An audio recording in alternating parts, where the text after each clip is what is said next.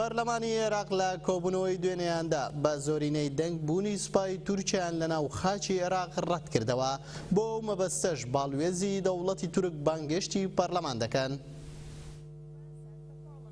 دوێنێ لە کۆبوونەوەی ئاسایی خۆیدا پەرلەمانی عێراق بە زۆرینەی دەنگ بڕیارەکەی پەرلەمانی تورکیا ڕەت کردەوە کە مانەوەی ئارتەشەکەیان لە عێراق و سووریا بۆ ماوەی ساڵێک درێژ کردبووە. پەرلەمانی عێراق بڕیاریشاندا کە لەسەر بوونی سوپای تورک لە عێراق باڵوێزی دەوڵەتی تورک لە بەغدا بانگهێشت بکەن.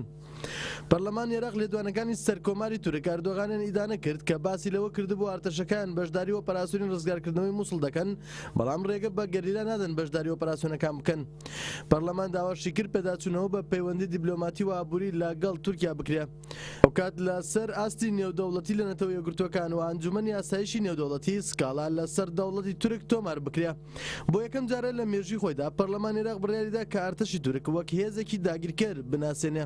ڕاشیانگەیاندووە دەبێ هەموو ڕێگا پێویستەکان بۆ دەرکردنی هێزی تورک لە خاکی عێراق بگیرێتە بەرارەوە پێویستە لایەنە پەیوەندیدارەکانی دەسەڵاتی دادوەری سکاڵا لە دژی ئەو کەس و لایەنانش تۆمار بکەن کە بە لێدوانەکانیان پشتگیری مانەوەی هێزی تورک دەکەن لە عێراق.